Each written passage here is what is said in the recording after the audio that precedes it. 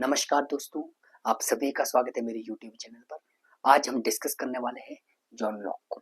Right, हम जानने की कोशिश करेंगे कि जॉन लॉक क्या कुछ सोशल कॉन्ट्रैक्ट के बारे में कहते हैं, क्या नेचुरल राइट्स के बारे में कहते हैं, राइट, क्या उनका श्रम का सिद्धांत है, राइट, और क्या वो क्रांति के बारे में कहते हैं। तो आप अंत तक मेरे साथ इस वीडियो में बने रहिएगा। अगर ये वीडियो आपको अच्छी लगे तो लाइक कीजिएगा, शेयर कीजिएगा और सब्सक्राइब कीजिएगा। दोस्तों, जॉन लॉक का जन्म 1632 ईस्वी में सामरसेटशायर के रिंगटन नामक स्थान पर हुआ था। राइट दोस्तों, जॉन लॉक को ही प्राकृतिक अधिकारों का जनक कहा जाता है। राइट, प्राकृतिक अधिकारों का जनक कहा जाता है। प्राकृतिक अधिकारों का जनक क्यों कहा जाता है दोस्तों? यह पहला ऐसा फिलोसोफर था जिसने यह कहा था कि व्यक्ति के जन्म के समय ही कुछ अधिकार निश्चित हो जाते हैं। उसे ना तो समाज देता है, ना तो राज्य देता है, ना सरकार द्वारा दिए जाते हैं। व्यक्ति को व्यक्ति होने के नाते ही ये अधिकार जन्म से ही मिल जाते हैं, जो व्यक्ति के व्यक्तित्व के विकास के लिए बहुत जरूरी होते हैं। दोस्तों, इसके आधार पर ही अमेरिका के जो संविधान के निर्माता थे, मेडिसन और जेफरसन थे, वो भी इसी से बड़े प्रभावित थे। इसके आधार पर ही नेचुरल राइट का कॉन्सेप्ट दुनिया भर में चला था। राइट दोस्तों, जॉन लॉक को ही अनुभववाद का पिता भी कहा जाता है। अनुभववाद का पिता भी कहा जाता है। दोस्तों, जॉन लॉक कहता है कि एक बच्चा खाली स्लेट होता है। राइट, वो अनुभव अर्जित करते करते अनुभव के द्वारा वो ज्ञान में बढ़ोतरी करता है। राइट, इसलिए अनुभव किसके आधार पर करता है? कहते हैं इंद्रियों के द्वारा वो अनुभव प्राप्त करता है और उसके आधार पर ही वो ज्ञान का निर्माण करता है। राइट दोस्तों, जॉन लॉक को ही कॉमन सेंस, सामान्य बुद्धि का दार्शनिक भी कहा जाता है। राइट, अब देखते हैं दोस्तों कि किसका प्रभाव रहा है, जॉन लॉक पर किसका प्रभाव रहा है। राइट, प्रभाव दोस्तों, ये बहुत जरूरी है कि जिस काल संदर्भ में हम बात कर रहे होते हैं, उस काल संदर्भ का किसी भी दार्शनिक पर हो, लेखक को उस पर कुछ ना कुछ फर्क पड़ता है। राइट, कुछ ना कुछ प्रभाव पड़ता है। तो इस पर भी क्या प्रभाव पड़ा था? Right, number 1, glorious revolution.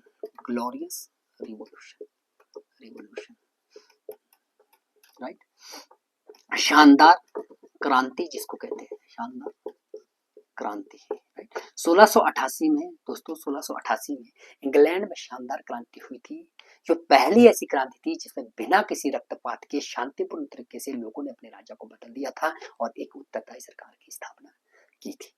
इसका प्रभाव क्या पड़ा? इसका प्रभाव जॉन लॉक पर क्या पड़ा? कि मानव स्वभाव के बारे में अपनी राय हॉब्स से बिल्कुल विपरीत लेता है। राइट, जिसका हम आगे वर्णन करेंगे। सेकंड क्या था दोस्तों? राइट, फिल्मर वो हॉब्स का प्रभाव। दोस्तों, फिल्मर और हॉब्स जॉन लॉक के समकालीन विचारक माने जाते हैं। राइट, दार्शनिक माने जाते हैं। राइट, फिल्मर ने दोस्तों एक बुक लिखी थी, पैट्रियार्का और the natural power of king. उसमें वो क्या कहता है? उसमें राज्यों के देवी उत्पत्ति का सिद्धांत दिया था और वो कहता है कि जिस प्रकार एक पिता का अपने पुत्र पर नियंत्रण होता है, उसी प्रकार एक राजा का अपने प्रजा पर नियंत्रण होता है। इस सिद्धांत का खंडन करने के लिए जॉन लॉक ने फिल्मर के इस सिद्धांत का खंडन करने के लिए जॉन लॉक ने एक बुक लिखी थी, two treatise of government. Right, आप ध्यान से राइट डाउन करिए, गवर्नमेंट। राइट, 1689 में लिखी गई थी। इसके पहले भाग में वो फिल्मर का खंडन करता है। वो कहता है कि जैसा रिलेशन एक पिता का पुत्र के साथ होता है, वैसा एक राजा का प्रजा के साथ नहीं होता है। पिता इसलिए नियंत्रण बच्चे पर करता है कि बच्चे में विवेक की कमी होती है, जबकि राजा का नियंत्रण नहीं हो सकता प्रजा पर, क्योंकि प्रजा पहले से विवेक संपन्न है। राइट, बहुमत का विवेक तो राजा से भी ज्यादा हो सकता है। इसी बात का खंडन करने के लिए उसने यह बुक लिखी थी, two treatise of government. Right, इसका जो सेकंड भाग है, उस भाग में इसने हॉब्स ने जो निरंकुश राजा का समर्थन किया था, उसका वो क्या करता है? खंडन करता है। राइट, उपयोगितावाद के आधार पर हॉब्स क्या कहता है कि निरंकुश राजा सभी के लिए कहते हैं जरूरी है, तभी जाकर कहते हैं एक अच्छे समाज का निर्माण किया जा सकता है। राइट। लेकिन दोस्तों हॉब्स का वो ऋणी भी है, क्योंकि हॉब्स पहला ऐसा दार्शनिक था जिसने यह कहा था कि जितनी भी संस्थाएं बनाई जाती है सरकार के द्वारा, राजा के द्वारा, उसका अस्तित्व इसलिए है क्योंकि व्यक्ति की सुरक्षा के लिए और हित के लिए जरूरी है। यही एक प्रिंसिपल था, या यही एक वाक्य था जो लॉक ने हॉब्स से लिया था, राइट। इसके लिए वो हॉब्स का आभारी है, राइट। बाकी जितने भी प्रिंसिपल है वो एक दूसरे के विरोधी है, राइट। तो आप राइट डाउन करिए कि टू ट्रीटाइज ऑफ गवर्नमेंट 1689 में जो लिखी थी, उसमें फिल्मर वो हॉब्स का उसने खंडन किया था, निरंकुश राजा का खंडन किया था, राइट। अब आगे चलते हैं। नंबर 3, सिडनी का प्रभाव, राइट। सिडनी का प्रभाव दोस्तों 1683 में सिडनी को राजद्रोह के कारण निष्कासित कर दिया था। इसकी एक बुक थी डिस्कोर्सेस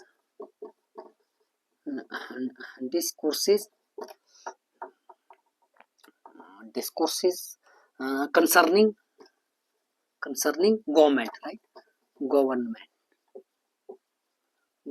राइट। इसमें वो क्या कहता है, इसमें उसने खंडन किया था, हॉब्स का भी खंडन किया था, राइट, और किसका, फिल्मर का भी खंडन किया था, राइट। इन्होंने दोनों ने क्या किया था, निरंकुश राजा को जरूरी माना था समाज के लिए, राइट, कि शासन कौन करेगा, एक निरंकुश राजा। लेकिन ये सिडनी क्या कहता है कि ऐसा नहीं है। सिडनी ने कहा था कि जितनी भी संस्थाओं का निर्माण किया जाता है तो वो कहते हैं मानव द्वारा सृजित संस्था है, सरकार भी मानव द्वारा सृजित संस्था है, और उसका निर्माण इसलिए किया गया है ताकि लोग अपने हित और सुरक्षा को ध्यान में रखे, इसलिए उसका निर्माण किया गया है। और सिडनी ऐसा पहला लेखक था, राइट, जिसने ये कहा था कि जो सत्ता होती है वो सहमति पर आधारित होती है, राइट, और प्रभु सत्ता का कॉन्सेप्ट भी इसने दिया था। तो यही विचार थे जिससे प्रभावित हुआ था, राइट, जॉन लॉक। एक बहुत बड़े दार्शनिक हुए हैं, राइट, हुकर, राइट, हुकर। अब ये हुकर से भी बहुत प्रभावित था, राइट, हुकर से बहुत प्रभावित था। हुकर ऐसा पहला दार्शनिक था जिसने सहमति का सिद्धांत दिया था। तो सहमति का सिद्धांत अगर हम देखें, जो हम आगे बात करेंगे, जॉन लॉक ने हुकर से लिया था सहमति का सिद्धांत। आप ध्यान रखिए, सहमति का सिद्धांत किससे लिया था, सहमति का सिद्धांत हुकर से लिया था, राइट। और सरकार पर लोगों की सर्वोच्चता का सिद्धांत भी, सरकार पर लोगों की सर्वोच्चता यानी सरकार से सुप्रीम लोग है, लोगों की सर्वोच्चता का सिद्धांत भी जॉन लॉक ने हुकर से ही लिया था। तो ये कुछ विचारक थे, कुछ क्रांति थी जिससे वो बड़ा प्रभावित हुआ था। इसी के आधार पर जॉन लॉक ने अपने जितना भी राजनीतिक चिंतन पर विचार व्यक्त किए हैं वो इसी के आधार पर किए हैं, राइट। अब हम बात करते हैं जॉन लॉक की बुक्स की, हम बात करते हैं कौन कौन सी बुक्स जो है जॉन लॉक ने लिखी है, right. First one that is an essay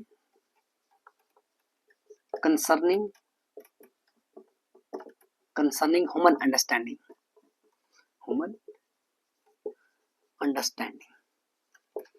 right. 1687 में लिखी है, 1687 में लिखी है। A letter concerning toleration, a letter concerning toleration, right, इसको आप राइट डाउन कीजिए, टॉलरेशन। ये इसने 1689 में लिखी है, 1689 में लिखी है, right.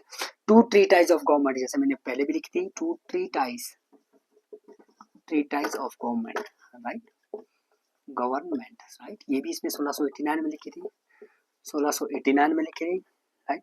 Some thoughts concerning education, some thought, THOUGHT, concerning education, right, education पर इसने ये बुक लिखी थी 1693 में। ये इसकी कुछ इंपॉर्टेंट किताब है, जिसमें सबसे important an essay concerning human understanding book है जो 1687 में लिखी थी, राइट। अब आगे बात करते हैं, ह्यूमन नेचर की बात करते हैं, वो ह्यूमन नेचर के बारे में क्या कहता है, राइट। Human nature,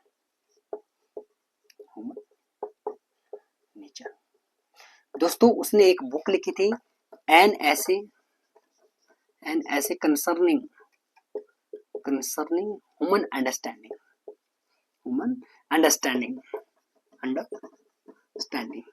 right. 1687 में इसने ये बुक लिखी थी, 1687 में इसने ये बुक लिखी थी। इसी बुक के अंतर्गत वो मानव स्वभाव की व्याख्या करता है। तो दोस्तों जैसे मैंने पहले भी कहा कि रिवॉल्यूशन जो शानदार क्रांति थी उसका उस पर ये प्रभाव पड़ा कि उसने मनुष्य को क्या माना, अच्छा माना। वो कहता है कि मनुष्य नैतिक और सामाजिक प्राणी है, राइट। वो अच्छा है और अपने ऊपर शासन करने के योग्य है, वो भद्र है और अच्छा भी है कहते हैं, राइट। वो नैतिक है और विवेक संपन्न है कहते हैं। और मनुष्य जो है झगड़ालू प्रवृत्ति का नहीं है, वो शांति प्रिय है, वो शांति चाहता कहते हैं और सद्भावना के साथ रहता कहते हैं, राइट। ये इसके विचार कहां से आए, मैंने दोस्तों कहा भी कि जो शानदार रिवॉल्यूशन का इसके ऊपर जो प्रभाव पड़ा था, क्योंकि शानदार रिवॉल्यूशन के अंतर्गत क्या हुआ था कि लोगों ने बिना किसी रक्तपात के, राइट, बिना किसी रक्तपात के, बिना किसी संघर्ष के शांतिपूर्ण तरीके से अपनी सत्ता को हस्तांतरित किया था, राइट, और एक उत्तरदायी सरकार की स्थापना की थी। इसी का एक प्रभाव पड़ा कि ह्यूमन नेचर को इतना अच्छा मानता है कि ह्यूमन नेचर क्या है, विवेक संपन्न है, जो मनुष्य विवेक संपन्न कहता है, अच्छा है, शांति प्रिय है, बहुत अच्छा है कहते हैं इंसान, राइट। हॉब्स के बिल्कुल विपरीत जाता है, जहां हॉब्स कहता है कि आदमी स्वार्थी है, आत्मकेंद्रित है, क्रूर है, वहां जो कहता है कि आदमी तो कहता है एक सामाजिक प्राणी है, नैतिक है, राइट, विवेक संपन्न है, वो शांति प्रिय झगड़ालू नहीं है कहते हैं इंसान, राइट। तो ये शानदार क्रांति का इस पर ये प्रभाव पड़ा था, राइट। मनुष्य की ये कहता है दोस्तों कि मनुष्यों के कुछ सहज, राइट, स्वाभाविक क्या है, अधिकार है, राइट, जो उनको मनुष्य होने के नाते प्राप्त हुए हैं। दोस्तों वो कहता है कि मनुष्य को जीवन, स्वतंत्रता और संपत्ति का अधिकार प्राप्त है। दोस्तों इसी के अंतर्गत, ह्यूमन नेचर के अंतर्गत ही वो क्या कहता है, वो कहता है कि सरकार है, राज्य है, राइट, सरकार है, राज्य है, समाज है, इन तीनों का निर्माण इसलिए हुआ है ताकि वह मनुष्यों के प्राकृतिक अधिकारों को सुरक्षित कर सके। हालांकि ये उनका निर्माण नहीं करते, लेकिन उसको संरक्षित करने के लिए इसका निर्माण किया गया है। अगर कोई सरकार इसके संरक्षण करने में अपने आप को उसका संरक्षण नहीं कर पाती है तो उस सरकार को बदला जा सकता है, राइट। दोस्तों हॉब्स क्या कहता था, हॉब्स कहता था कि आत्म संरक्षण, राइट, आत्म संरक्षण की सहज प्रवृत्ति आदमी की क्या है, मौलिक प्रेरक शक्ति है। प्रेरक शक्ति क्या है, आत्म संरक्षण की प्रवृत्ति है। क्यों ऐसा कहता था दोस्तों, हॉब्स इसलिए कहता था क्योंकि हॉब्स के लिए वहां जो प्राकृतिक अवस्था थी वो कैसी थी, भयानक थी, क्रूर थी। वहां पर जिसकी लाठी उसकी भैंस का नियम प्रचलित था, राइट, लेकिन लॉक की अवस्था बहुत अच्छी थी, राइट। लॉक के जो आदमी थे, मनुष्य थे, वो बहुत अच्छे थे, नैतिक थे, विवेक संपन्न थे, राइट। इसके लिए क्या है, प्रेरक तत्व क्या है, इसने आत्म संरक्षण को प्रेरक तत्व न मानकर इसने कहा है कि प्लेजर और पेन ही क्या है, मनुष्य के मौलिक प्रेरक शक्ति है, राइट। मनुष्य के जितने भी क्रियात्मक उद्देश्य है उसका एकमात्र उद्देश्य यही है, क्रियात्मक जितना भी क्रिया करता है कहते हैं मनुष्य, उसका एकमात्र उद्देश्य यह है कि वो दुख को प्रतिस्थापित करना चाहता है, राइट, दुख के स्थान पर सुख को प्रतिस्थापित करना चाहता है, राइट। तो वो कहता है कि वह वस्तु जो व्यक्ति में सुख उत्पन्न कर सके वो क्या है, व्यक्ति को अच्छी लगती है, और वो वस्तु जो व्यक्ति में दुख उत्पन्न करती है वो उसे बुरी लगती है। तो यही उसकी मानव स्वभाव संबंधी उसके विचार है, right. I hope you understand. वो प्लेजर और पेन को इंपोर्टेंस देता है रादर देन आत्मसंरक्षण की जो प्रवृत्ति जो हॉब्स कहता था, राइट। अब आगे चलते हैं, राइट। अब ह्यूमन नेचर के बाद बात करते हैं प्राकृतिक अवस्था की, राइट। प्राकृतिक अवस्था, प्राकृतिक अवस्था दोस्तों जैसा कि आपने पढ़ा है, हॉब्स प्राकृतिक अवस्था का वर्णन एक भयानक दृश्यों के रूप में करता है, राइट, कि हर कोई वहां पर हर किसी के खिलाफ युद्ध लड़ रहा है। लेकिन दोस्तों लॉक इसके विपरीत कहता है। लॉक कहता है कि प्राकृतिक अवस्था कैसी थी, परस्पर सहयोग की अवस्था थी, वहां पर परस्पर प्रेम था, परस्पर सहयोग था, सद्भावना वहां पर विद्यमान थी, संरक्षण और शांति की अवस्था थी। कौन सी प्राकृतिक अवस्था, यही तो डिफरेंस है। लेकिन वो क्या कहता है कि जो प्राकृतिक अवस्था थी वह पूर्व राजनीतिक थी। प्राकृतिक अवस्था कैसी थी इसकी, प्राकृतिक अवस्था, राइट, ये कहता है कि प्राकृतिक अवस्था कैसी थी, पूर्व राजनीतिक थी, राजनीतिक थी। यानी प्राकृतिक अवस्था से पहले राज्यों का वहां पर राज्य अस्तित्व में नहीं था, लेकिन ये कहता है कि एक समाज वहां पर विद्यमान था। दोस्तों यही डिफरेंस है। हॉब्स जहां ये कहता है कि उसकी प्राकृतिक अवस्था, हॉब्स की प्राकृतिक अवस्था पूर्व राजनीतिक और पूर्व सामाजिक थी, यानी प्राकृतिक अवस्था से पहले ना तो कोई राज्य था ना कोई समाज विद्यमान था। लेकिन दोस्तों डिफरेंस यही है कि लॉक क्या कहता है कि पूर्व राजनीतिक तो थी, वहां पर राज्य तो नहीं था कहते, लेकिन पूर्व सामाजिक नहीं थी, वहां समाज पहले ही संगठित रूप में विद्यमान था। तो यहाँ से कई बार क्वेश्चन आता है कि किसने कहा किसकी प्राकृतिक अवस्था पूर्व सामाजिक या पूर्व राजनीतिक थी, राइट, या पूर्व राजनीतिक थी, राइट। तो ये बहुत इंपॉर्टेंट है। और ये प्राकृतिक अवस्था के बारे में क्या कहता है जॉन लॉ कि वहां पर लोग बड़े शांतिप्रिय ढंग से रहते थे और प्राकृतिक अधिकारों के साथ साथ प्राकृतिक कानूनों को मानते थे। उसी के आधार पर वो परस्पर घनिष्ठ संबंध में बने हुए थे, राइट। उसके शांति प्रिय तरीके से उस वातावरण में रहते थे। वो कहता है कि वो एक स्वर्णिम काल था, राइट, स्वर्णिम काल माना जाता है इसकी प्राकृतिक अवस्था को, क्योंकि वो इतनी अच्छी प्राकृतिक अवस्था थी, राइट। अब आगे चलते हैं, राइट। अब करते हैं प्राकृतिक अवस्था के बाद श्रम सिद्धांत, राइट। श्रम सिद्धांत दिया था, श्रम सिद्धांत दोस्तों यह बहुत एक इंपॉर्टेंट सिद्धांत है, राइट। जॉन लॉक का श्रम सिद्धांत एक बहुत इंपॉर्टेंट सिद्धांत है। इसके आधार पर ही बाद में 1776 में चाहे हम एडम स्मिथ की बात करें, रिकॉर्डो की बात करें, फिर कार्ल मार्क्स की बात करें, यही आधार रहा है श्रम सिद्धांत का, राइट। दोस्तों जॉन लॉक क्या कहता है कि प्राकृतिक अवस्था में जितनी भी चीजें विद्यमान थी, जितनी भी वस्तुएं विद्यमान थी, उन पर सभी का साझा स्वामित्व था, किसी एक व्यक्ति का स्वामित्व नहीं था, सभी लोगों का साझा स्वामित्व था। लेकिन वो कहता है कि जब व्यक्ति उस पर अपना शारीरिक श्रम लगाता था तो वह उस व्यक्ति की निजी संपत्ति बन जाती थी। दोस्तों वो उदाहरण देता है कि एक व्यक्ति, राइट, एक बंजर भूमि के टुकड़े को जब उसमें वो उसको खोदता था, उसमें फसल लगाता था, वह जमीन उस व्यक्ति की व्यक्तिगत संपत्ति बन जाती थी, क्योंकि उस व्यक्तिगत उस संपत्ति में वो जो सार्वजनिक संपत्ति उसमें उसकी क्या है, व्यक्तिगत परिश्रम, व्यक्तिगत श्रम लग चुका था, राइट। इसलिए वो उसकी क्या हो गई थी, निजी संपत्ति हो गई थी। वो उदाहरण देता है दोस्तों कि जैसे झरना हो गया, तालाब हो गया, वो व्यक्ति का क्या थी, वो प्राकृतिक अवस्था में उस पर सभी का साझा स्वामित्व था, लेकिन वो व्यक्ति जिसने घड़ा बनाया और घड़े में वो पानी लेकर आया, वो पानी और घड़ा उस व्यक्ति की निजी संपत्ति बन गई, क्योंकि उसने श्रम के द्वारा वो घड़ा बनाया और पानी लाया। दोस्तों लेकिन वो आक्षेप लगा देता है कि क्या था कि व्यक्ति आवश्यकता के अनुसार ही अपनी आवश्यकता और शारीरिक श्रम जितनी उसकी क्षमता है, राइट, आवश्यकता और क्षमता के आधार पर ही कहते हैं प्राकृतिक अवस्था में इन चीजों का उपभोग करता था, निजी संपत्ति बना सकता था, राइट। अगर कोई व्यक्ति अपनी आवश्यकता से अधिक, राइट, निजी संपत्ति बना लेता था तो वो प्राकृतिक कानून या प्राकृतिक अधिकारों के विरुद्ध चला जाता था, राइट। तो ये उसका श्रम सिद्धांत था कि जब वो उसका व्यक्तिगत श्रम, शारीरिक श्रम उसमें मिला देता था किसी वस्तु में, तो वह वस्तु उस व्यक्ति की निजी संपत्ति बन जाती थी, राइट।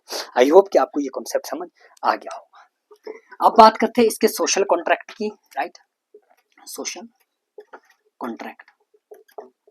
दोस्तों ऐसा क्या हुआ कि प्राकृतिक अवस्था का इतना अच्छा वर्णन वो करता है कि वो स्वर्णिम युग था, जहां पर लोग सद्भावना से रहते थे, पारस्परिक सहयोग उनके भीतर था, प्रेम से रहते थे, प्राकृतिक अधिकार, प्राकृतिक अधिकारों को मानते थे।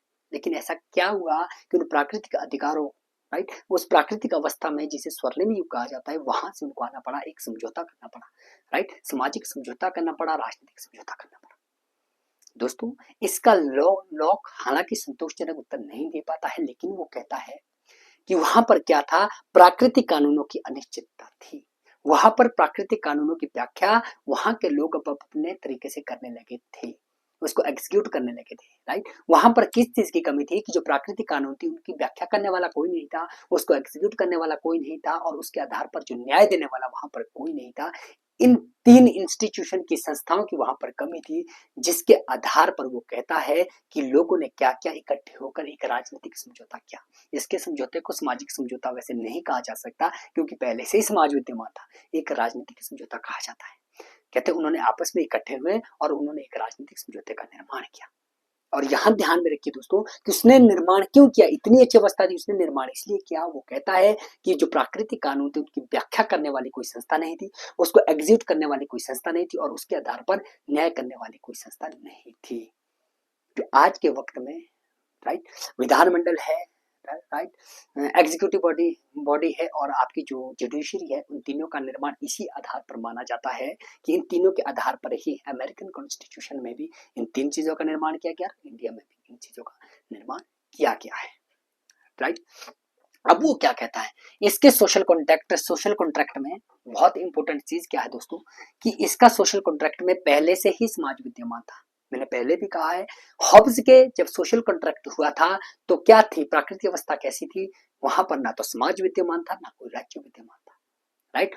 तब जाकर समझौता हुआ, लेकिन इसके सोशल कॉन्ट्रैक्ट में पहले से ही क्या था, समाज विद्यमान था। ये कहता है पहले से ही समाज जो संगठित था, लेकिन क्या हुआ है, क्या हुआ कि वहां पर राजनीतिक एक संस्था का, ऐसी संस्था की ऐसी कमी थी जो कि कानूनों की व्याख्या करे, एग्जीक्यूट करे और उसके आधार पर न्याय करे, इसलिए कहते समझौता करना पड़ा, राइट। पूर्व राजनीतिक अवस्था थी, पूर्व सामाजिक अवस्था नहीं थी, प्राकृतिक अवस्था।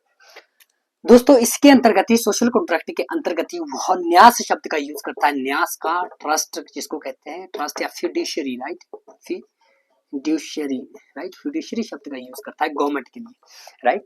वो क्या कहता है कि जो न्यास होती है, ट्रस्ट होती है, फिड्यूशियरी होती है, वो क्या होती है, उसका निर्माण कुछ उद्देश्यों को पूरा करने के लिए किया जाता है। अगर वह उन उद्देश्यों को पूरा नहीं करती है तो लोगों को यह हक है कि वो अपनी सरकार को बदल सकते हैं। और जॉन लॉक में और हॉब्स में क्या डिफरेंस है दोस्तों, सोशल कॉन्ट्रैक्ट में, जहां हॉब्स कहता है कि जब सरकार गिर जाएगी तो लोग वापस प्राकृतिक अवस्था में आ जाएंगे, जबकि जॉन लॉक ये कहता है कि एक बार जब समझौता हो जाएगा, राजनीतिक समझौता हो जाएगा, तो लोग प्राकृतिक अवस्था में नहीं आएंगे। हालांकि बहुमत के आधार पर वो उस सरकार, जो सरकार का उन्होंने निर्माण किया है, वो सरकार या ट्रस्ट या फिड्यूशियरी जो मैंने कहा है, उसका निर्माण क्या है, न्यास का निर्माण क्या, अगर वो उन उद्देश्यों को पूरा नहीं करती है तो वो बहुमत के आधार पर उस सरकार को बदल सकते हैं, क्रांति कर सकते हैं, लेकिन प्राकृतिक अवस्था में वो लौटकर नहीं आएंगे। आई होप आपको ये कॉन्सेप्ट भी समझ आ गया होगा, राइट। अब था इसकी theory of consent, right, theory of consent, right, सहमति। दोस्तों जैसे मैंने पहले भी कहा था कि आधुनिक समय में सॉरी सहमति का जो सिद्धांत था हुकर से लिया था, राइट, हुकर से सहमति का सिद्धांत लिया था जॉन लॉक ने, राइट। क्या कहता है जॉन लॉक, कहता है कि दो प्रकार की वहां पर क्या है, सहमति होगी, कंसेंट होगी, एक सुस्पष्ट सहमति होगी, राइट, जो व्यक्ति के द्वारा स्पष्ट रूप से दी जाएगी, राइट। इस सहमति के अंतर्गत व्यक्ति वापस कभी प्राकृतिक अवस्था में नहीं आ सकता। दूसरी वो कहता है कि मौन सहमति होगी, राइट, मौन सहमति होगी। मौन सहमति कैसी है कि व्यक्ति व्यक्तिगत तौर पर समाज में या तो शामिल हो जाएगा वह, या समाज में संपत्ति खरीद कर वो क्या अपनी मौन सहमति देगा। इसके विपरीत ही कहते हैं वो यह सहमति वापस भी ले सकता है, राइट। कैसे ले सकता है, जो समाज में उसने संपत्ति ली थी उसको बेचकर, और जो राजनीतिक समाज है उससे दूर रहकर ले सकता है, राइट। दोस्तों वो सहमति पर इतना जोर देता है कि वो कहता है कि हर पीढ़ी से सहमति ली जाएगी, राइट। वो कहता है कि भावी पीढ़ी में अगर कोई एक व्यक्ति, राइट, मूल समझौते को नहीं मानता है तो उसको जो अधिकार है कि वो अपने विचारों का प्रसार करे, राइट, प्रसार करे, लोगों के बीच करे और बहुमत का निर्माण करे। परंतु अगर वो अपने पक्ष में बहुमत का निर्माण नहीं करता है तो उसको राजनीतिक समाज छोड़कर जाना पड़ेगा, राइट। तो ये उसकी क्या थी, थ्योरी ऑफ कंसेंट थी कि हर पीढ़ी में कंसेंट ली जाएगी, लेकिन कोई व्यक्ति अगर भावी पीढ़ी का नहीं मानता है उस कंसेंट को तो उसको क्या है, वह उस समाज के विरुद्ध अपने विचार प्रकट कर सकता है। बहुमत का निर्माण करने का उसको वक्त दिया जाएगा, अगर वो बहुमत का निर्माण अपने पक्ष में नहीं करता है तो उसे राजनीतिक समाज को छोड़कर जाना पड़ेगा, राइट। अब एट लास्ट जो था जॉन लॉक का क्रांति का, राइट, क्रांति का उसका क्रांति का सिद्धांत, राइट, क्रांति का सिद्धांत, क्रांति का सिद्धांत। दोस्तों क्रांति के सिद्धांत की अगर हम बात करें, राइट, वो एक वर्ड का यूज करता है, ईश्वर से अपील, राइट।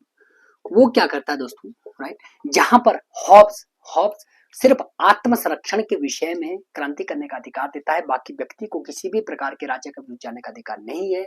जो भी राजा करेगा वो उनके हक में ही करेगा, वो मानना पड़ेगा।